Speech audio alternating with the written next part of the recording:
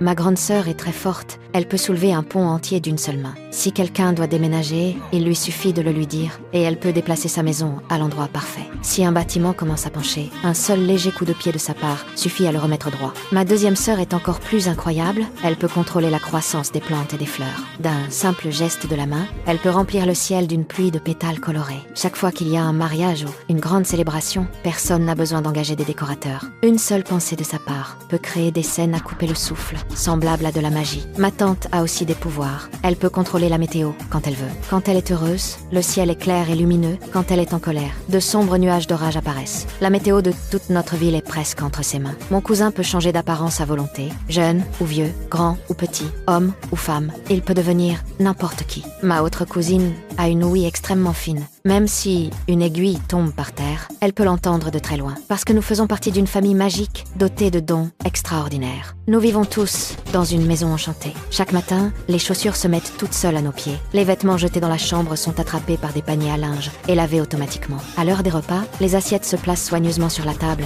Et même la théière sait exactement comment tu aimes ton café et le prépare pour toi. Et ce n'est pas tout. Les escaliers peuvent se transformer en immenses toboggans. Les sols peuvent bouger comme des tapis roulants. Et t'aider à faire de l'exercice sans quitter la maison. Même si je fais partie de cette famille incroyable, je suis la plus jeune enfant Mirabelle. Et contrairement aux autres, je n'ai aucun pouvoir magique. Chaque membre de notre famille reçoit son don de la bougie magique de ma grand-mère. Quand chaque enfant a 5 ans, ma grand-mère leur accorde un pouvoir unique. Quand j'avais 5 ans, la maison enchantée m'a aussi ouvert une porte magique. Mais au moment où ma main a touché la poignée, la porte a mystérieusement disparu sous mes yeux. Depuis ce jour, ma grand-mère ne m'a plus jamais souri de la même façon. Même sans pouvoir, j'ai essayé de rester positive et de vivre au mieux. Puis le jour est enfin arrivé.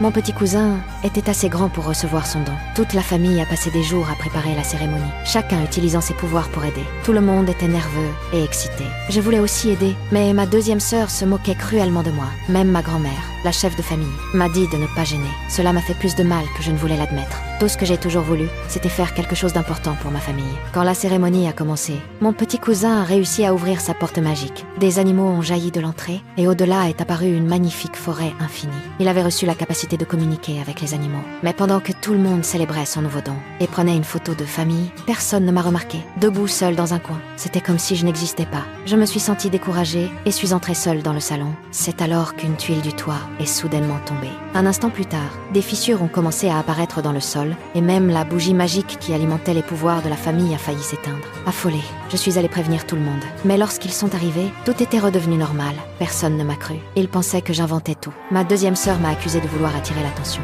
J'ai essayé d'expliquer, mais ma grand-mère m'a interrompue. Elle a insisté en disant que la maison était parfaitement solide et sûre, et que je faisais simplement une farce. Cette nuit-là, je n'ai pas pu dormir, alors je suis sortie pour me changer les idées. En passant devant la fenêtre de ma grand-mère, je l'ai entendue parler seule. C'est là que j'ai appris la vérité. Elle savait déjà que la maison commençait à s'effondrer. Et lorsqu'elle s'effondrerait complètement, toute la famille perdrait ses pouvoirs. Ma famille ne m'a peut-être pas traitée comme je l'aurais voulu, mais je les aime profondément. Je ne pouvais pas laisser cela arriver. Alors j'ai décidé de sauver la maison. Pour trouver des réponses, je suis allée voir ma grande sœur. Elle m'a parlé d'un oncle disparu depuis des années, qui possédait le pouvoir de voir l'avenir. Il avait prédit que la maison magique finirait par s'effondrer, si personne ne trouvait comment l'arrêter. Le problème, c'est qu'il avait disparu depuis longtemps. Déterminée à trouver des indices, j'ai fouillé secrètement sa vieille chambre. Derrière une cascade de sable en mouvement, j'ai découvert un immense palais caché. En l'explorant avec prudence, j'ai trouvé des dizaines de fragments verts lumineux dispersés partout. Quand je les ai assemblés, une image de moi est apparue à l'intérieur. J'étais complètement confuse. Soudain,